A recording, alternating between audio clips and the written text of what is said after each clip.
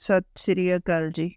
ਤੁਹਾਡਾ ਸਵਾਗਤ ਹੈ ਜੀ ਤੁਹਾਡੇ ਆਪਣੇ ਚੈਨਲ ਸੱਤ ਕਰਤਾਰ ਤੇ ਆਓ ਅੱਜ ਆਪਾਂ ਸੁਣਦੇ ਹਾਂ ਲੇਖਕ ਜਸਵੰਤ ਸਿੰਘ ਕੰਵਲ ਜੀ ਦਾ ਲਿਖਿਆ ਹੋਇਆ ਨਾਵਲ ਲਹੂ ਦੀ ਲੋਅ ਭਾਗ 42। ਕੋਈ ਸਬਰ ਕਿੰਨਾ ਕੁ ਚਿਰ ਕਰੇਗਾ। ਗੁਲਵੰਤ ਦੇ ਵੱਡੇ ਭਰਾ ਕੁਲਵੰਤ ਦੇ ਬਾਰ ਅੱਗੇ ਤੜਕਸਾਰ ਇੱਕ ਸਾਈਕਲ ਵਾਲਾ ਸਿਪਾਹੀ ਹਾਕਾ ਮਾਰ ਰਿਹਾ ਸੀ। ਸਿਪਾਹੀ ਦੇ ਨਾਲ ਪਿੰਡ ਦਾ ਨੰਬਰਦਾਰ ਪੂਰੇ ਦੀ ਬੁੱਕਲ ਵਿੱਚ ਸੁੰਨੀ ਵੱਟੀ ਅੱਧ ਸੁੱਤਾ ਸ਼ੂਕ ਰਿਹਾ ਸੀ। ਕੁਲਵੰਤ ਸਿਆਂ, ਉਹ ਕੁਲਵੰਤ ਸਿਆਂ। ਸਿਪਾਹੀ ਨੇ ਨਾਲ ਹੀ ਸਾਈਕਲ ਦੀ ਕੱਗੀ ਆਵਾਜ਼ ਵਿੱਚ ਟੱਲੀ ਖੜਕਾਈ। ਉਸ ਠੰਡ ਤੋਂ ਬਚਣ ਲਈ ਨੱਕ ਤੇ ਮਫਲਰ ਨਾਲ ਕੁੱਟ ਕੇ ਲਪੇਟੇ ਹੋਏ ਸਨ। ਫਿਰ ਵੀ ਸਾਈਕਲ ਨੂੰ ਸਾਹਮਣੇ ਵੱਜਦੀ ਵਾਹ ਨੇ ਉਸਦੇ ਹੱਥ ਪੈਰ ਸੁੰਨ ਕਰ ਦਿੱਤੇ ਸਨ। ਰਜਾਈ ਹੇਠਾਂ ਕੁਲਵੰਤ ਨੇ ਪਹਿਲੀ ਆਵਾਜ਼ ਹੀ ਸੁਣ ਲਈ ਸੀ। ਉਸ ਬਾਹਰੋਂ ਆਈ ਆਵਾਜ਼ ਨੂੰ ਸਿਰ ਵਿੱਚ ਲੈ ਕੇ ਜਾਣੀਆਂ ਪਛਾਣੀਆਂ ਆਵਾਜ਼ਾਂ ਨਾਲ ਮਿਲਾਉਣਾ ਸ਼ੁਰੂ ਕਰ ਦਿੱਤਾ। ਇਹ ਉੱਪਰੀ ਆਵਾਜ਼ ਸੀ। ਕੌਣ ਹੋ ਸਕਦਾ ਹੈ ਇਸ ਵੇਲੇ? ਉਸ ਦੀ ਖੱਬੀ ਅੱਖ ਰਾਤ ਦੀ ਫੜਕ ਫੜਕ ਵੱਜੀ ਜਾ ਰਹੀ ਸੀ। ਕਣਕ ਦੀ ਗੁਡਾਈ ਦਾ ਥਕੇਵਾਂ ਹੋਣ ਕਰਕੇ ਵੀ ਉਹ ਰਾਤੀ ਪੂਰੀ ਨੀਂਦ ਨਹੀਂ ਲੈ ਸਕਿਆ ਸੀ। ਜਦੋਂ ਦਾ ਗੁਲਵੰਤ ਉਸ ਨੂੰ ਫਤਿਹ ਬੁਲਾ ਕੇ ਘਰੋਂ ਗਿਆ ਸੀ, ਉਸ ਨੂੰ ਚੰਦਰੇ ਸੁਪਨਿਆਂ ਨੇ ਹੀ ਘੇਰੀ ਰੱਖਿਆ ਸੀ। ਦਰਮਿਆਨੇ ਕੱਦ ਦੇ ਚੌੜੇ ਚੁਗਾਠੇ ਵਾਲੇ ਗੁਲਵੰਤ ਨਾਲ ਆਖਰਾਂ ਦਾ ਮੋਹ ਸੀ। ਉਹ ਦੇਹ ਤੋੜ ਕੇ ਕਮਾਈ ਕੀਤੀ ਸੀ। ਛੋਟੀ ਉਮਰ ਵਿੱਚ ਮਰ ਗਏ ਬਾਪ ਦੀ ਗਹਿਣੇ ਪਈ ਪੈਲੀ ਛੁਡਵਾਈ। ਗੁਲਵੰਤ ਨੂੰ MA ਤੱਕ ਪੜ੍ਹਾਇਆ। ਉਹ ਆਪ ਪੰਜਾਬੀ ਦੇ ਭੁਲਾਵੇਂ ਅੱਖਰ ਵੀ ਸੰਤਾਂ ਦੇ ਡੇਰਿਓਂ ਨਹੀਂ ਸਿੱਖ ਸਕਿਆ ਸੀ। ਉਹ ਚਾਹੁੰਦਾ ਸੀ ਗੁਲਵੰਤ ਪੜ੍ਹ ਕੇ ਕਿਤੇ ਚੰਗੀ ਨੌਕਰੀ 'ਤੇ ਲੱਗ ਜਾਵੇ, ਆਪਣੀ ਜੂਨ ਸੁਧਾਰ ਲਵੇ। ਆਪਣੇ ਆਪ ਨੂੰ ਤਾਂ ਉਹ ਮਿੱਟੀ ਨਾਲ ਘੁਲਣ ਵਾਲਾ ਸੰਦ ਸਮਝਦਾ ਸੀ। ਕੰਮ ਕਰਕੇ ਮੰਡੀ ਵਿੱਚ ਲੁਟਾਈ ਖਾਂਦਿਆਂ, ਬਾਪ ਦੀਆਂ ਅਕਾਲੀ ਮੋਰਚਿਆਂ ਵਿੱਚ ਕੱਟੀਆਂ ਕੈਦਾਂ ਤੇ ਗੁਲਵੰਤ ਦੇ ਪਿੰਡਾਂ ਵਿੱਚ ਦਿੱਤੇ ਤੱਤੇ ਲੈਕਚਰਾਂ ਨਾਲ ਉਹਦੀ ਸੂਝ ਮੋਟਾ ਜੰਗ ਲਾ ਚੁੱਕੀ ਸੀ। ਪਰ ਗੁਲਵੰਤ ਦੇ ਤੱਤੇ ਅਮੋੜ ਸੁਭਾਅ ਵੱਲੋਂ ਉਹ ਹਮੇਸ਼ਾ ਫਿਕਰਮੰਦ ਹੀ ਰਿਹਾ ਸੀ। ਬਾਹਰਲੀ ਮੁੜ ਕੋਕਰੇ ਵਾਲੀ ਆਈ ਆਵਾਜ਼ ਨੇ ਉਸ ਦੀ ਚਿੰਤਾ ਨੂੰ ਚੂੰਡੀ ਵੱਢ ਖਾਧੀ। ਉਸ ਬੁੱਕਲ ਸਵਾਰ ਕੇ ਬਾਰ ਖੋਲ੍ਹਣ ਤੋਂ ਪਹਿਲਾਂ ਕੰਧ ਉੱਤੋਂ ਦੇ ਸਿਰ ਓੜਕ ਕੇ ਵੇਖਿਆ। ਕਿਹੜਾ ਏ? ਕੁਲਵੰਤ ਨੇ ਬੋਲ ਸ਼ੱਕ ਦੇ ਪਲੇਥਣ ਵਿੱਚ ਲਿਬੜੇ ਹੋਏ ਸਨ। ਮੈਂ ਮਾਣਾ ਸਿਉਂ ਨੰਬਰਦਾਰ ਨੇ ਖੰਗੂਰਾ ਮਾਰਿਆ। ਸਿਪਾਹੀ ਠਾਣਿਓਂ ਆਇਆ ਏ, ਤੂੰ ਬਾਰ ਖੋਲ। ਕਿਉਂ ਸੁੱਖ ਹੈ? ਕੁਲਵੰਤ ਹਲ ਦੇ ਬੇਲ ਉੱਤੇ ਖਲੋਤਾ ਅੱਡੀਆਂ ਤੱਕ ਕੰਬ ਗਿਆ। ਵਾਗਰੂ ਸੌਖੀ ਰੱਖੇ। ਊਂ ਪੁੱਤਰਾ, ਇਸ ਵੇਲੇ ਠਾਣਿਓਂ ਖੈਰ ਮਿਹਰ ਨਾਲ ਕੌਣ ਆਉਂਦਾ ਏ? ਨੰਬਰਦਾਰ ਨੇ ਕੁਲਵੰਤ ਦੇ ਧੀਰਜ ਵਾਲੇ ਸਾਰੇ ਤਰਾਣ ਤੋੜ ਸੁੱਟੇ। ਉਸ ਕਿੰਨੀ ਹੀ ਵਾਰ ਪੁਲਿਸ ਤੋਂ ਛਿੱਲ ਲੁਹਾਈ ਸੀ।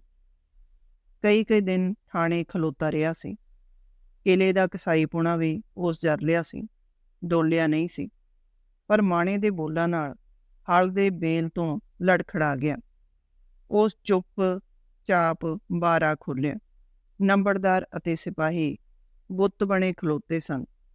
ਸ਼ਾਇਦ ਗੱਲ ਕਰਨ ਦੀ ਕਿਸੇ ਵਿੱਚ ਵੀ ਹਿੰਮਤ ਨਹੀਂ ਸੀ। ਅੰਤ ਵਿੱਚ ਸਿਪਾਹੀ ਨੇ ਸਿਰ ਝੰਜਕਿਆ। ਕੁਲਵੰਤ ਸਿਆਂ। ਸਿਪਾਹੀ ਨੇ ਗਲ ਦਾ ਥੁੱਕ ਅੰਦਰ ਲੰਘਾਇਆ। ਸਿਆੜ ਦੀ ਪੁਲੀ ਉੱਤੇ ਪੁਲਿਸ ਮੁਕਾਬਲੇ ਵਿੱਚ 3 ਮੁੰਡੇ ਮਾਰੇ ਗਏ ਆ। ਉਸ ਜੇਰਾ ਕਰਕੇ ਕਹਿ ਦਿੱਤਾ, ਪਰ ਅਸਲ ਨੂੰ ਲੁਕਾ ਲਿਆ। ਤੁਸੀਂ ਪਛਾਣ। ਬਾਕੀ ਗੱਲ ਉਹ ਸਮਝੇ ਜਾਣ ਲਈ ਸਮੇਟ ਲਈ। ਸਿਪਾਹੀ ਦਾ ਮਨ ਆਪੇ ਨੂੰ ਲਾਹਨਤਾਂ ਪਾ ਰਿਹਾ ਸੀ। ਹੇ ਭਗਵਾਨ, ਅਸੀਂ ਕਿਹੋ ਜਿਹੇ ਚੰਦਰੇ ਥਾਂ ਲਿਆ ਖਿਲਾਰੇ ਹਾਂ। ਪਹਿਲਾਂ ਮਾਰੋ, ਫਿਰ ਸੁਣਾਉਣੀਆਂ ਵੀ ਦੇਣ ਜਾਓ। ਕੁਲਵੰਤ ਦੀ ਸੁਣਦੇ ਸਾਰ ਧਾਹ ਨਿਕਲ ਗਈ। ਹਾਏ ਓਏ ਡਾਢਿਆ ਰੱਬਾ, ਓਏ ਭਰਾਵਾ। ਕੁਲਵੰਤ, ਹੌਸਲਾ ਕਰ, ਖਬਰੇ ਕੌਣ ਹੈ? ਨੰਬਰਦਾਰ ਨੇ ਹਮਦਰਦੀ ਨਾਲ ਮੁੰਡੇ ਦਾ ਮੋਢਾ ਕੁੱਟ ਲਿਆ। ਰੱਬ ਭਲੀ ਕਰੇਗਾ, ਤਿਆਰ ਹੋ, ਚੱਲ ਕੇ ਦੇਖਦੇ ਹਾਂ। ਸਿਪਾਹੀ ਨੇ ਮੁਕਾਬਲਾ ਬਿਨਾਂ ਮਾਣੇ ਨੂੰ ਕੁਝ ਨਹੀਂ ਦੱਸਿਆ ਸੀ। ਨਹੀਂ ਤਾਇਆ, ਤਿੰਨੇ ਤਾਂ ਉਹੀ ਹੈ। ਕੁਲਵੰਤ ਪੁੱਬਾ ਮਾਰ ਰਿਹਾ ਸੀ। ਓਏ ਭਰਾਵਾ, ਮੇਰੀ ਤਾਂ ਸਾਰੀ ਰਾਤ ਦੀ ਅੱਖ ਫਰਕੀ ਜਾਂਦੀ ਸੀ। ਮੈਨੂੰ ਮਾਰ ਕੇ ਸੁੱਟ ਗਿਆ ਓਏ। ਉਹਨੂੰ ਕਾਲ ਚੁੱਕੀ ਫਿਰਦਾ ਸੀ। ਓਏ ਡਾਢਿਆ ਰੱਬਾ, ਤੂੰ ਕਿੱਥੇ ਸੌਂ ਗਿਆ ਓਏ? ਕੁਲਵੰਤ ਨੇ ਕੰਧ ਦਾ ਆਸਰਾ ਲੈ ਲਿਆ। ਤੂੰ ਢੇਰੀ ਨਾ ਢਾ। ਅੱਖੀਂ ਵੇਖੇ ਤੇ ਸੁਣੇ ਦਾ ਬੜਾ ਫਰਕ ਹੁੰਦਾ ਏ। ਮਾਣਾ ਸਿੰਘ ਕੁਲਵੰਤ ਨੂੰ ਬਾਹੋਂ ਫੜ ਕੇ ਹੌਸਲਾ ਦੇ ਰਿਹਾ ਸੀ। ਇੱਕ ਪਲ ਲਈ ਕੁਲਵੰਤ ਦੇ ਮਨ ਵੱਜੀ, ਹੋ ਸਕਦਾ ਇਹ ਗਲਤ ਹੋਵੇ। ਖਬਰੇ ਉਹ ਡਾਕੂ ਚੋਰੀ ਹੋਣ ਜਾਂ ਬਦਮਾਸ਼, ਪਰ ਪੁਲਿਸ ਵਾਲੇ ਡਾਕੂਆਂ, ਚੋਰਾਂ ਤੇ ਗੁੰਡਿਆਂ ਨੂੰ ਗੋਲੀ ਨਹੀਂ ਮਾਰਦੇ। ਇਹ ਹੋ ਹੀ ਨਹੀਂ ਸਕਦਾ। ਉਹ ਤਿੰਨੇ ਨਾ ਮਾਰੇ ਗਏ ਹੋਣ। ਉਸ ਟੁੱਟੇ ਮਨ ਨਾਲ ਅੰਦਰ ਮਾਂ ਕੋਲ ਜਾ ਪੁੱਬ ਮਾਰੀ। ਬੇਬੇ, ਗੁਲਵੰਤ ਹੈ ਨਹੀਂ। ਉਹ ਮਾਂ ਦੇ ਮੰਜੇ ਉੱਤੇ ਢੇਰੀ ਹੋ ਗਿਆ। ਕੁਲਵੰਤਿਆ, ਵਾਹਿਗੁਰੂ ਆਖ। ਮੇਰੇ ਪੁੱਤਰ ਨੂੰ ਕੁਝ ਨਹੀਂ ਹੋ ਸਕਦਾ। ਉਹ 10ਵੇਂ ਪਾਤਸ਼ਾਹ ਦਾ ਲਾਡਲਾ ਸਿੰਘ ਹੈ। ਭਾਵੇਂ ਮਾਂ ਦਾ ਗੁਰੂ ਤੇ ਅਟੁੱਟ ਭਰੋਸਾ ਸੀ, ਪਰ ਕੁਲਵੰਤ ਦੀ ਧਾਂ ਨਾਲ ਉਹਦੇ ਬੁਰਜ ਵਿੱਚ ਭੁਚਾਲ ਚੜ੍ਹ ਆਇਆ। ਉਸ ਉੱਠ ਕੇ ਜਪਜੀ ਸਾਹਿਬ ਦਾ ਪਾਠ ਸ਼ੁਰੂ ਕਰ ਦਿੱਤਾ। ਅਕਾਲੀ ਮੋਰਚਾ ਸਮੇਂ ਤੋਂ ਹੀ ਬੇਬੇ ਦਾ ਸਿਦਕ ਅਡੋਲ ਹੋ ਚੁੱਕਾ ਸੀ। ਪਤੀ ਦੀ ਮੌਤ ਪਿੱਛੋਂ ਉਸ ਦੀ ਬਾਣੀ ਵਿੱਚ ਸ਼ਰਧਾ ਵੱਧਦੀ ਹੀ ਗਈ ਸੀ। ਕੁਲਵੰਤ ਦੀ ਘਰਵਾਲੀ ਨੇ ਤ੍ਰਬਕ ਕੇ ਆਪਣੇ ਬੱਚੇ ਦੀ ਛਾਤੀ ਉੱਤੇ ਹੱਥ ਰੱਖ ਲਿਆ। ਸਤਨਾਮ ਵਾਹਿਗੁਰੂ, ਬਲਾਵਾਂ ਦੂਰ ਰੱਖੀ। ਗੁਲਵੰਤ ਦੇ ਭਰਾ ਦਾ ਦਿਲ ਖਲੋ ਨਹੀਂ ਰਿਹਾ ਸੀ। ਉਹ ਖੇਸ ਦੀ ਬੁੱਕਲ ਮਾਰ ਕੇ ਮਾਣੇ ਕੋਲ ਬਾਹਰ ਆ ਗਿਆ। ਸਿਪਾਹੀ ਸੁਨੇਹਾ ਦੇ ਕੇ ਉਦੋਂ ਹੀ ਤੁਰ ਗਿਆ ਸੀ। ਆਪਾਂ ਸਰਪੰਚ ਤੇ 2-4 ਬੰਦਿਆਂ ਨੂੰ ਨਾਲ ਲੈ ਚੱਲੀਏ। ਨੰਬਰਦਾਰ ਨੇ ਹਮਦਰਦੀ ਨਾਲ ਪੁੱਛਿਆ। ਤਾਇਆ, ਕਿਸੇ ਨੂੰ ਨਾਲ ਲੈ ਨਾ ਲੈ, ਹੋਣੀ ਤਾਂ ਘੋੜੀਆਂ ਭਜਾ ਕੇ ਆ ਗਈ। ਤੂੰ ਦਿਲ ਕਿਉਂ ਛੱਡਦਾ ਏ? ਤੇਰੇ ਵਰਗੇ ਧਰਮੀ ਬੰਦੇ ਨਾਲ ਰੱਬ ਮਾੜੀ ਨਹੀਂ ਕਰ ਸਕਦਾ। ਮਾਣਾ ਸਿੰਘ ਨੇ ਪੁਲਿਸ ਦੇ ਸਾਹਮਣੇ ਉਸ ਦੇ ਭਲਮਾਨਸੀ ਦੀ ਸਹੁੰ ਖਾਧੀ ਸੀ।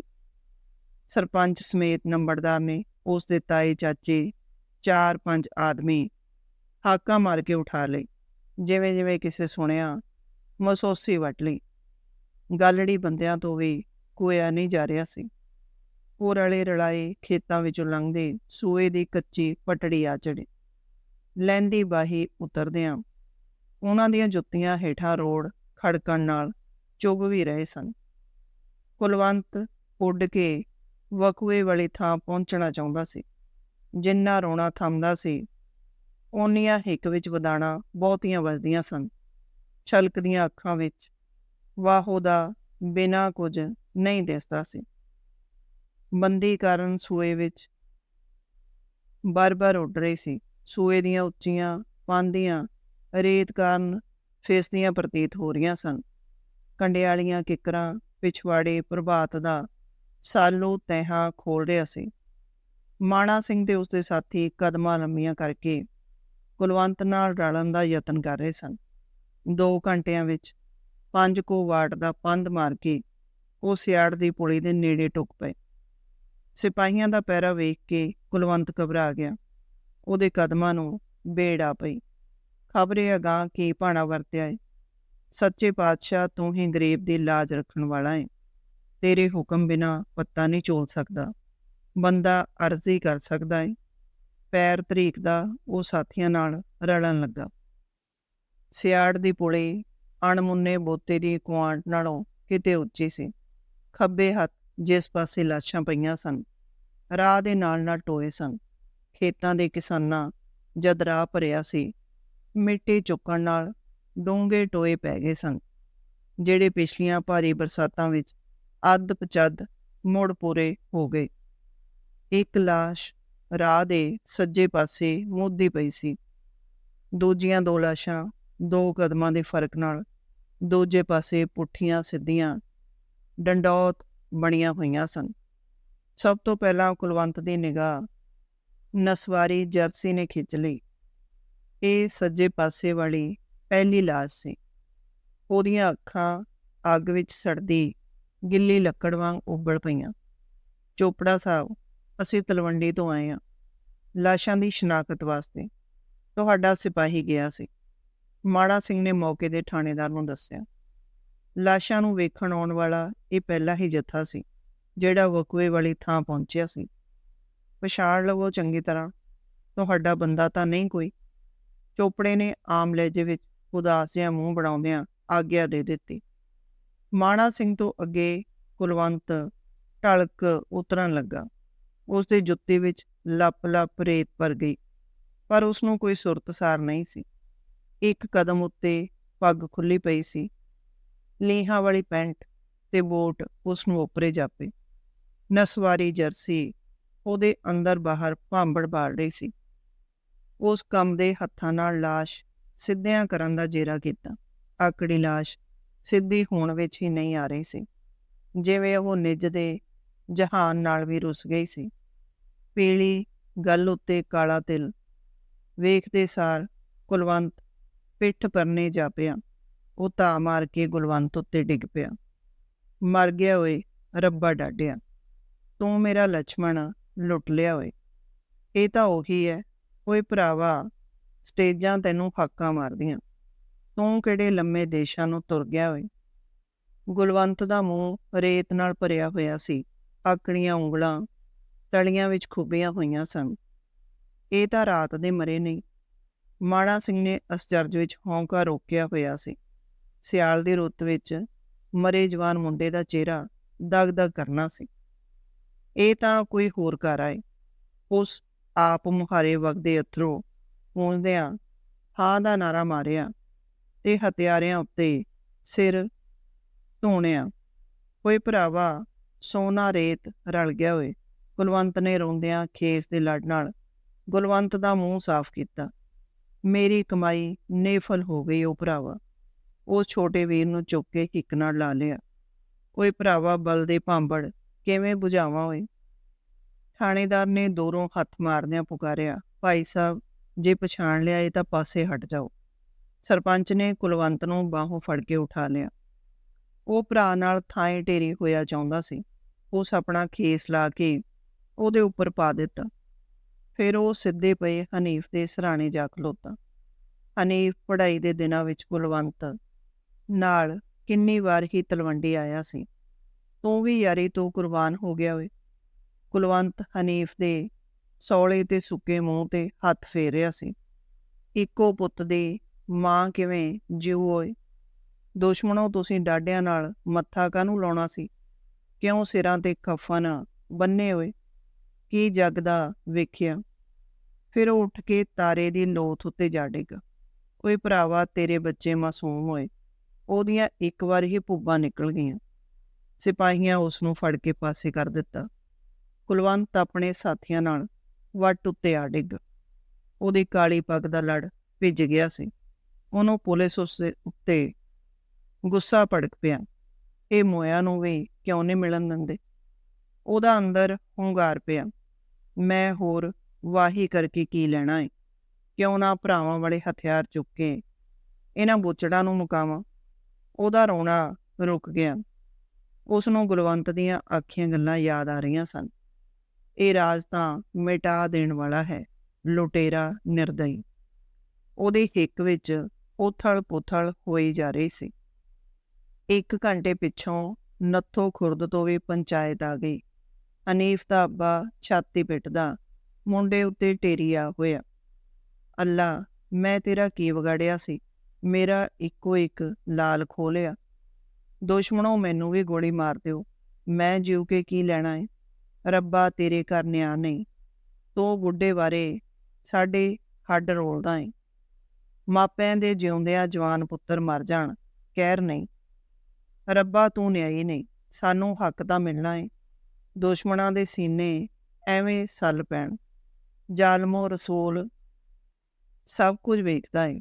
ਉਸ ਹਨੀਫ ਦਾ ਆਕੜਿਆ ਸਖਤ ਮੂੰਹ ਦੋਹਾਂ ਹੱਥਾਂ ਵਿੱਚ ਲੈ ਲਿਆ, ਮੱਥੇ ਨੂੰ ਚੁੰਮਿਆ, ਦੁਆ ਪੜੀ ਅਤੇ ਪਾਟੀ ਕੰਬਲੀ ਲਾਸ਼ ਉੱਤੇ ਪਾ ਦਿੱਤੀ। ਤੁਹਾਡਾ ਕੱਖ ਨਾ ਰਹੇ, ਮੇਰੇ ਬੱਚੇ ਨੂੰ ਕੌਣ ਵਾਲਿਓ। ਹਸ਼ਰ ਵਿੱਚ ਲੇਖੇ ਹੋਣਗੇ।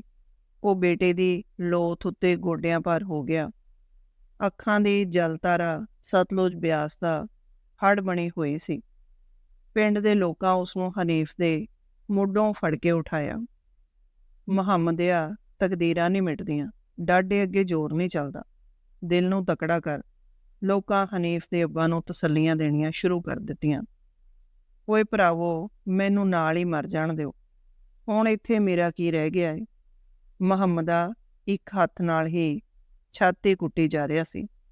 ਮੁਹੰਮਦਿਆ, ਰੱਬ ਵਕਤ ਪਾਉਂਦਾ ਏ। ਸਬਰ ਨਾਲ ਰਜਾਮੰਦ ਮੋਇਆ ਨਾਲ ਕਦੋਂ ਜਾ ਹੁੰਦਾ ਏ।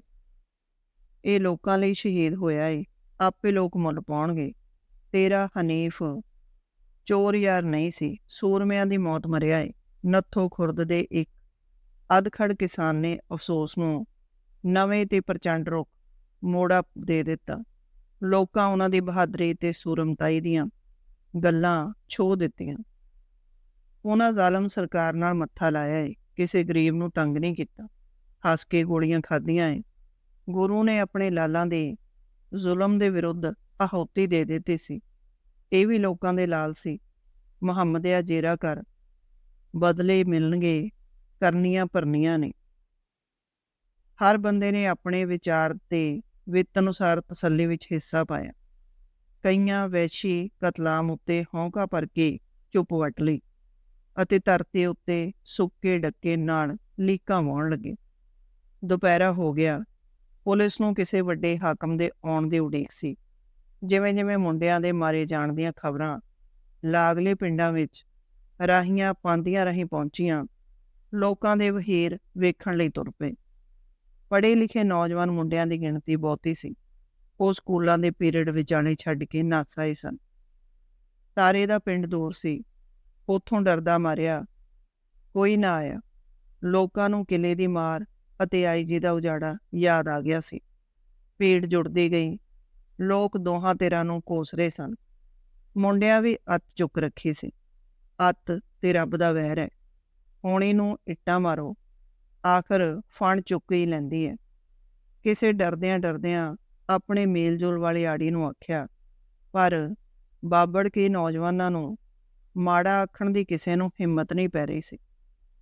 ਪਿੰਡ ਵੱਲੋਂ ਆਉਂਦੀ ਜੀਪ ਤੇ ਟਰੱਕ ਦੀ ਆਵਾਜ਼ ਨੇ ਲੋਕਾਂ ਦੇ ਧਿਆਨ ਆਪਣੇ ਵੱਲ ਖਿੱਚ ਲਏ। ਕੌਣ ਆ ਰਿਹਾ ਏ? ਲੋਕ ਇੱਕ ਦੂਜੇ ਦੇ ਮੂੰਹ ਤੋਂ ਪੁੱਛ ਰਹੇ ਸਨ। ਥਾਣੇਦਾਰ ਚੋਪੜਾ ਅੱਗੇ ਵਧ ਆਇਆ। ਉਸ ਜੀਪ ਵਿੱਚੋਂ ਉਤਰਦੇ ਡੀਐਸਪੀ ਬਰਾੜ ਅਤੇ ਆਈਜੀ ਨੂੰ ਪੈਰ ਜੋੜ ਕੇ ਸਲੂਟ ਮਾਰਿਆ। ਆਈਜੀ ਸ਼ਰਮੇ ਨੇ ਟੋਪੀ ਲਾ ਕੇ ਕੱਛ ਵਿੱਚ ਦੇ ਲਈ। 2 ਫੁੱਟ ਧਾਰੀਦਾਰ ਬੈਂਤ ਦੀ ਛੀਟੀ ਨੂੰ ਆਪਣੇ ਹੀ ਖੱਬੇ ਹੱਥ ਉੱਤੇ ਮਾਰਦਿਆਂ ਉਹ ਮੁਕਾਬਲੇ ਦਾ ਮੁਆਇਨਾ ਕਰਨ ਲੱਗਾ। ਉਸ ਪੁਲੀ ਦੇ ਸਿਰ ਉੱਤੇ ਖਲੋ ਕੇ ਦੋਹਾਂ ਪਾਸਿਆਂ ਦੀ ਢਲਵਾਨ ਤਾੜੀ। शाबाश बराड़ साहब, आपने पुलिस की ड्यूटी जाबाजों की तरह निभाई है। उस बुल मीटदियां चमकदियां बाज अखां नाल डीएसपी की प्रशंसा की। पुलिस दे रोकदियां कुलवंत अगे वध आया। साहब, साडे मुंडे फड़ के मारे हैं। मुकाबला कोरा झूठ है। उस बिना डर मन की गल आईजी अगे रख दिती। जो कहना है नहर की कोठी आके कहो, साहेब इत्थे नहीं रुक सकते। डीएसपी ने आप बैंत अगे डा के कुलवंत का राह रोक लिया। चोपड़ा साहब, लाशां पोस्टमार्टम लई लै जाओ। दोवें अफसर बिना किसी की फरियाद सुने जीप वल तुर पए। 5 मिनटां विच ही साहिब ने मौका देख लिया। फिर उन्हां दी जीप सूए की कच्ची पटड़ी तोड़ां पुटदी कोठी नूं तुर गई। लोकां दा ध्यान आईजी दी जांदी जीप वल ही सी। ਜਦੋਂ ਇੱਕ ਜਵਾਨ ਕੁੜੀ ਦੀ ਲੰਮੀ ਚੀਕ ਉਹਨਾਂ ਦੇ ਕੰਨੀ ਪਈ। ਉਹ ਹਨੀਫ ਦੀ ਲੋਥ ਉੱਤੇ ਦੁਹੱਥੜ ਪਿੱਟ ਰਹੀ ਸੀ। ਮੇਰਿਆ ਸੋਹਣਿਆ ਵੀਰਾ, ਮੈਂ ਸੁਣਦਿਆਂ ਮੱਚ ਗਈ ਵੇ, ਤੂੰ ਕਿਹੜੇ ਰਾਹੀਂ ਤੁਰ ਗਿਆ ਵੇ। ਮੁਹੰਮਦੇ ਨੇ ਮਰੀਆ ਨੂੰ ਮਸਾਂ ਖਿੱਚ ਕੇ ਹਨੀਫ ਦੀ ਲੋਥ ਤੋਂ ਵੱਖ ਕੀਤਾ। ਬਾਬਲਾ, ਤੂੰ ਧੱਕੇ ਖਾਣ ਲਈ ਰਹਿ ਗਿਆ ਵੇ। ਮਰੀਆ ਦੇ ਦਿਲ ਚੀਰਵੇਂ ਕੀਰ ਨੇ ਸੁਣ ਕੇ ਮੁਹੰਮਦਾ ਮੁੜ ਤਾਹਾ ਮਾਰਨ ਲੱਗ ਪਿਆ। ਬਾਬਲਾ ਮੁੜ ਕੇ ਨਹੀਂ ਠਿਆਉਣਾ ਵੀਰੇ ਵੇ। ਬਾਬਲਾ, ਤੇਰਾ ਬੁਰਜ ਢਹਿ ਗਿਆ ਵੇ। ਕੁੜੀ ਦੀ ਲੰਮੀ ਬੌੜੀ ਹੋਕਦੀ ਹੀ ਰਹੀ। ਪੁਲਿਸ ਵਾਲਿਆਂ ਕਾਲੀ ਨਾਲ ਲੋਥਾਂ ਚੁੱਕ ਕੇ ਟਰੱਕ ਵਿੱਚ ਰੱਖ ਲਈਆਂ। ਮਰੀਆ ਦੇ ਘਰ ਵਾਲਾ ਜਾਗਰ ਆਪਣੇ ਪੱਗਵਟ ਯਾਰ ਤੂਤੇ ਕੋਲ ਆਣ ਖਲੋਤਾ। ਸਿਆੜ ਪਿੰਡ ਪੁਲੀ ਤੋਂ ਸਾਰਾ ਮੀਲ ਕੁ ਭਰ ਸੀ। ਜਾਗਰ ਨੇ ਉੜਦੀ ਉੜਦੀ ਗੱਲ ਮਰੀਆ ਨੂੰ ਘਰ ਜਾ ਦੱਸੀ। ਉਹ ਸੁਣਦਿਆਂ ਸਾਰ ਕਾਲਜਾ ਫੜ ਕੇ ਬਹਿ ਗਈ। ਦਸੀਆਂ ਨਿਸ਼ਾਨੀਆਂ ਨੇ ਉਹਦੇ ਅੰਦਰੋਂ ਰੁੱਗ ਭਰ ਲਏ। ਫਿਰ ਉਹ ਪਾਗਲਾਂ ਵਾਂਗ ਬਾਹਰ ਨੂੰ ਭੱਜ ਤੁਰੀ। ਉਹ ਤਾਂ ਮੇਰੇ ਵੀਰੇ ਐ, ਮੈਂ ਨਹੀਂ ਰੁਕਣਾ। ਤੂੰ ਕਮਲੀ ਤਾਂ ਨਹੀਂ ਹੋ ਗਈ? ਜਾਗਰ ਨੇ ਨੱਠ ਕੇ ਉਸਨੂੰ ਬਾਹੋਂ ਆ ਫੜਿਆ। ਉੱਥੇ ਪੁਲਿਸ, ਲੋਕਾਂ ਦਾ ਇਕੱਠ। ਜਾਗਰਾ, ਮੈਨੂੰ ਛੱਡ ਦੇ, ਹੁਣ ਤਾਂ ਮੈਂ ਬੱਦੀ ਨਹੀਂ ਰਹਿਣਾ। ਹੈ ਵੀ ਮੇਰੇ ਸੋਹਣਿਓ। ਜਾਗਰ ਤੋਂ ਮਰੀਆ ਦਾ ਦੁੱਖ ਦੇਖ ਨਾ ਹੋਇਆ। ਉਸ ਬਾਂਹ ਛੱਡ ਦਿੱਤੀ ਤੇ ਉਹਦੇ ਪਿੱਛੇ ਨੀਵੀਂ ਪਾ ਕੇ ਤੁਰ ਪਿਆ। ਮਰੀਆ ਸਾਰੇ ਰਾਹ ਵਿਰਲਾਪ ਕਰਦੀ ਆਈ ਸੀ। ਜ਼ਿਆਦਾ ਕਿ ਲਾਸ਼ਾਂ ਤੱਕੀਆਂ ਉਸਦੇ ਸੱਤਿਆ ਹੀ ਨਿਕਲ ਗਈ ਤੇ ਗਸ਼ ਖਾ ਕੇ ਪਾਟੀ ਕੰਬਣੀ ਉੱਤੇ ਡਿੱਗ ਪਈ। ਨਹਿਰ ਦੀ ਕੋਠੀ ਪੁਲੀ ਤੋਂ ਬਹੁਤੀ ਦੂਰ ਨਹੀਂ ਸੀ। ਲੋਥਾਂ ਟਰੱਕ ਵਿੱਚ ਪਾ ਕੇ ਲੈ ਜਾਣ ਪਿੱਛੋਂ ਲੋਕ ਇਹ ਪਤਾ ਕਰਨ ਕੋਠੀ ਨੂੰ ਤੁਰ ਪਏ, ਲਾਸ਼ਾਂ ਵਾਰਸਾਂ ਨੂੰ ਦਿੱਤੀਆਂ ਜਾਣਗੀਆਂ ਕਿ ਨਹੀਂ। ਬਹੁਤ ਜ਼ੁਲਮ ਹੋਇਆ ਯਾਰ, ਤੋਤੇ ਨੇ ਦਿਲੀ ਦੁੱਖ ਨਾਲ ਜਾਗਰ ਦੇ ਬਰਾਬਰ ਤੁਰਦਿਆਂ ਆਖਿਆ। ਭਾਣਾ ਭਾਣਾ ਨਹੀਂ ਮਿਟਦਾ। ਜਾਗਰ ਨੇ ਹੌਂਕਾ ਭਰਿਆ। ਉਸ ਹਨੀਫ ਨੂੰ ਦਿਲੋਂ ਆਪਣੇ ਰਿਸ਼ਤੇਦਾਰ ਮੰਨ ਲਿਆ ਸੀ। ਉਸ ਅੰਦਰੇ ਅੰਦਰ ਪੇਟ ਦੇ ਬੁੱਕਲ ਮਾਰ ਲਈ। ਪਰ ਜਾਗਰਾ, ਸਾਰੇ ਬਾਂ ਕਰ ਰਹੇ ਆ। ਮੁੰਡੇ ਕਈ ਦਿਨਾਂ ਦੇ ਫੜੇ ਆ। 2 ਦਿਨ ਆਂਦੇ ਇਹਨਾਂ ਦੇ ਥਾਣੇ ਹੱਡ ਤੋੜਦੇ ਰਹੇ। ਜਦੋਂ ਪੁਲਸੀਆਂ ਦੇ ਹੱਥਾਂ ਉੱਤੇ ਨਾ ਚੜੇ, ਮਾਰ ਕੇ ਮੁਕਾਬਲਾ ਲਿਆ ਬਣਾਇਆ। ਐਵੇਂ ਹੋਣੀ ਸੀ। ਜਾਗਰ ਨੇ ਪਾਸੇ ਨੱਕ ਸਿਣਕਿਆ। ਭਲਾ ਮੁਖਬਰ ਦਾ ਤਾਂ ਪਤਾ ਕਰੀ ਕਿਸੇ ਤਰ੍ਹਾਂ। ਦੁੱਖ ਅਤੇ ਗੁੱਸੇ ਦੇ ਮਿਸ ਵਿੱਚੋਂ ਬਦਲੇ ਦੀ ਭਾਵਨਾ ਨੇ ਪਲਸੇਟਾ ਮਾਰਿਆ। ਕਤਲ ਵਾਂਗ ਮੁਖਬਰ ਵੀ ਕਿਤੇ ਗੁੱਝਾ ਰਿਹਾ ਏ। ਤੋਤੇ ਨੇ ਕੈਂਚੀ ਕਾਟਵੀਂ ਦਾੜੀ ਉੱਤੋਂ ਦੀ ਹੱਥ ਫੇਰਿਆ। ਉਹ ਵੀ ਰੋਹ ਭਰ ਆਇਆ ਸੀ। ਸਾਰੇ ਲੋਕ ਕੋਠੀ ਦੇ ਲਾਨ ਵਿੱਚ ਜੁੜ ਗਏ। ਥੜੇ ਉੱਤੇ ਦੁਪਹਿਰ ਦੀ ਧੁੱਪ ਚਮਕ ਰਹੀ ਸੀ। ਆਈ ਜੀ ਉੱਥੇ ਹੀ ਦਰਬਾਰ ਲਾ ਕੇ ਬਹਿ ਗਿਆ। ਉਸ ਲੋਕਾਂ ਦੇ ਕੁਝ ਆਖਣ ਤੋਂ ਪਹਿਲਾਂ ਹੀ ਲੈਕਚਰ शुरू कर ਦਿੱਤਾ। तुम सब लोग शरीफ हो, तुम्हारे चेहरे ही बता रहे हैं। देहात में काम करने वाले। देहात भारत की रीढ़ है। मैंने आपके गंदम के शानदार खेत देखे हैं। यकीनन आप लोग इतने ही शानदार हैं। देश को आपकी मेहनत और पैदावार पर नाज है। आप देशभक्त हैं। तुम ही लोगों ने देश को आज़ाद करवाया। अब आप लोगों ने ही आज़ादी की रक्षा करनी है। आज हम सब को देश के भूले भटके नौजवानों की मौत पर बेहद अफसोस है, जो पुलिस के मुकाबले में मारे गए। नौजवान ही देश की असल दौलत हैं। माँ बाप को, तुम्हें और हमें इस हादसे पर बहुत दुख है। देखो, हमारे विधान में सरकार बदलने की विधि रखी गई है। जमहूरियत है, लोगों का अपना राज। लोग खुद वोट से सरकार चुनते हैं। लोग अपने वोट से सरकार बदल भी सकते हैं। भाइयों, हमको तुम्हारे और सरकार के पहरेदार हैं। कानून तोड़ना जुर्म है, फिर कानून किसी को माफ़ नहीं करता, हमें भी जेल में बंद कर देता है।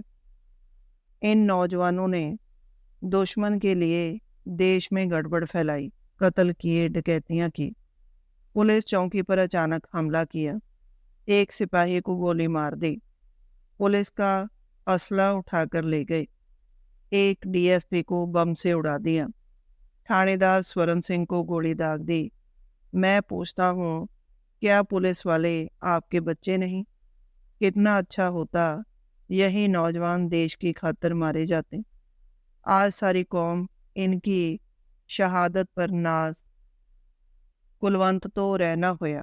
ਉਹ ਚਲਦੀ ਸਪੀਚ ਵਿੱਚ ਉੱਠ ਕੇ ਖਲੋ ਗਿਆ। ਮਹਾਰਾਜ, ਸਾਡੀ ਵੀ ਸੁਣ ਲਓ। ਇਹ ਮੁੰਡੇ ਦੇਸ਼ ਦੀ ਖਾਤਰ ਹੀ ਸ਼ਹੀਦ ਹੋਏ हैं। ਤੁਹਾਡਾ ਦੇਸ਼ ਕੋਈ ਹੋਰ ਹੋਵੇਗਾ। ਇਹ ਕੌਣ ਹੈ? ਆਈ ਜੀ ਨੇ ਇੱਕਦਮ ਤਮਕ ਕੇ ਪੁੱਛਿਆ। ਉਹਦੇ ਉੱਪਰੀ ਹਿੰਦੀ ਉੱਤੇ ਪੰਜਾਬੀ ਲਹਿਜ਼ਾ ਭਾਰੂ ਸੀ। ਜੀ ਮਰਨ ਵਾਲੇ ਗੁਲਵੰਤ ਦਾ ਵੱਡਾ ਭਾਈ ਹੈ, ਨੰਬਰਦਾਰ ਮਾਣਾ ਸਿੰਘ ਨੇ ਨਿਤੜਕ ਉੱਤਰ ਦਿੱਤਾ। ਇਹਨਾਂ ਮੁੰਡਿਆਂ ਨੂੰ ਫੜ ਕੇ ਮਾਰਿਆ ਏ। ਸਰਹੰਦ ਕਤਲ ਕੀਤੇ हैं। ਮੁਕਾਬਲੇ ਵਾਲੀ ਗੱਲ ਝੂਠ, ਕੋਰਾ ਝੂਠ ਹੈ। ਕੁਲਵੰਤ ਦੇ ਅੰਦਰੋਂ ਸੱਚ ਦਰਦਾਂ ਦੀ ਮੂਟੀ ਤਹਿ ਪਾੜ ਕੇ ਆਪਣੇ ਆਪ ਫੁੱਟ ਪਿਆ। ਇਹ ਕੈਸੇ ਹੋ ਸਕਦਾ ਹੈ? ਆਈ ਜੀ ਨੇ ਬਨੌਟੀ ਹੈਰਾਨੀ ਪ੍ਰਗਟ ਕੀਤੀ। ਜਨਾਬ, ਜੇ ਮੁਕਾਬਲਾ ਹੋਇਆ ਏ ਤਾਂ ਲਹੂ ਕਿੱਥੇ ਗਿਆ? ਨੌਜਵਾਨ ਮੁੰਡਿਆਂ ਦੇ ਲਹੂ ਨਾਲ ਤਾਂ ਛੱਪੜ ਲੱਗ ਜਾਣਾ ਸੀ। ਤਿੰਨਾਂ ਲੋਥਾਂ ਹੇਠਾਂ ਇੱਕ ਵੀ ਬੂੰਦ ਵੀ ਨਹੀਂ ਸੀ। ਕੁਲਵੰਤ ਦੀ ਗੱਲ ਸੁਣ ਕੇ ਆਈਜੀ ਡੀਐਸਪੀ ਵੱਲ ਝਾਕਣ ਲੱਗ ਪਿਆ। ਦੋਹਾਂ ਕੋਲ ਸੱਚ ਦਾ ਕੋਈ ਜਵਾਬ ਨਹੀਂ ਸੀ। ਕੁਲਵੰਤ ਮੁੜ ਬੋਲ ਪਿਆ, ਲੋੜਾ ਸਾਈਂ ਦਾ ਦਿਨ ਦਿਹਾੜੇ ਕਤਲ, 10ਵੇਂ ਗੁਰੂ ਦੇ ਬੱਚਿਆਂ ਨੂੰ ਕੰਧ ਵਿੱਚ ਚਿਣਨ ਤੋਂ ਪਹਿਲਾਂ ਆਂਦੇ ਕਾਜੀ ਫਤਵਾ ਦਿੱਤਾ ਸੀ। ਮੁੰਡਿਆਂ ਦਾ ਕਸੂਰ ਸੀ ਤਾਂ ਨਿਸ਼ੰਗ ਫਾਹੇ ਲਾਉਂਦੇ। ਅਸੀਂ ਕਿਵੇਂ ਮੰਨੀਏ ਰਾਜ ਸਾਡਾ ਏ, ਰਾਜ ਤਾਂ ਮਾਰਨ ਵਾਲਿਆਂ ਦਾ ਏ। ਬਈ इस तरह कैसे हो सकता है? हमारा प्रधान भी किसी के नहीं मार सकता। मैं आपको यकीन दिलाता हूँ। शर्मे ने कुलवंत दी बुनियादी गल उत्ते मिट्टी पाउण दी कोशिश की। जनाब, मेरे 2 बच्चे हैं, गुरुद्वारे चाड़ लो, मैनू थाएं गोली नाल उड़ा देना जे तिन्ना हेठों एक तुपका लहू दा कट दिओ। कुलवंत ने लोकां सामने सिर दा चैलेंज रख दिता। इस मुकाबले में हमारे डीएसपी साहब खुद मौजूद सी। पुलिस में एक को मैं वाहद ईमानदार अफसर समझता हूँ। आईजी ने मुड़ अपनी टौर वाला जलाल फड़ लिया, पर बराड़ साहब दे मूँह तो मक्खी नहीं उड़दी सी। इहनूं तुसीं ईमानदार आखदे हो? हाले 10 दिन होए मेरे कोलों देसी घ्यो दी पीपी लई है। उस अंदरों कोई सुत्ता रो जाग पिया। उसनूं आप नहीं पता सी अफसरां सामने वो किवें बोली जा रहा सी। साहिब, साडे मारे गए, कट्टे रोड़ गए, सानू न्याय किहने देना है? पर मैं धर्मी बंदा, गुरु दी सौं खा के आखदा, किसी दी पैली दा पत्ता भी अपनी कमाई विच रलण नहीं दिता। तुहाडी पुलिस ने मेरा घर ढाया, दाने चुक के लै गए, मैं सबर कर लिया, पर कोई सबर किन्ना कुछ चिर करूगा? साडा भरोसा गुरु ते है।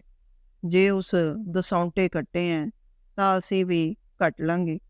धर्मी ने अपने मन दा गुवार कढ के हथ एक उत्ते धर लए। डीएसपी बराड़ कुर्सी विच पानी पानी होया सहमिया बैठा सी। आईजी ने लोकां नूं गलों लाउण लई एक तरह ताड़िया, देखो बई, फजूल इल्ज़ाम सुनने का मैं आदी नहीं। तुम लोग रिश्वत देकर खुद जुर्म करते हो। किसी ने और कोई बात कहनी है तो कहो, वरना लान खाली कर दो। इन सब को पीछे हटा दो। शर्मा साहब ने सिपाहियों नूं करड़ियां किता। जनाब, मेरी एक बेनती है। एक ब्रांड कोट वाला भाई उठ के खलो गया। कहो क्या बात है? हजूर, मुंडियां दीयां लाशां संस्कार लई वारसां नूं दे दित्तियां जाण। ਉਹਦੀ ਐਨਕ ਦਾ लाल फ्रेम धुप विच चंगियाड़े वांग लगदा सी। तुम कौन हो? क्या काम करते हो? जी मैं तारा सिंह दा भणोईया साइकिल इंडस्ट्री विच फिटर हाँ। अचानक पिंड आया सां के। बहादुर दे मूँहों गल अपने आप मुक गई। आई जी उसकी गल सुन के सोची पै गया। साहिब, हुण तां वो मिट्टी है, वारसां दे मन नूं शांति आ जावेगी। वादा दो, जलूस वगैरह नहीं निकालोगे।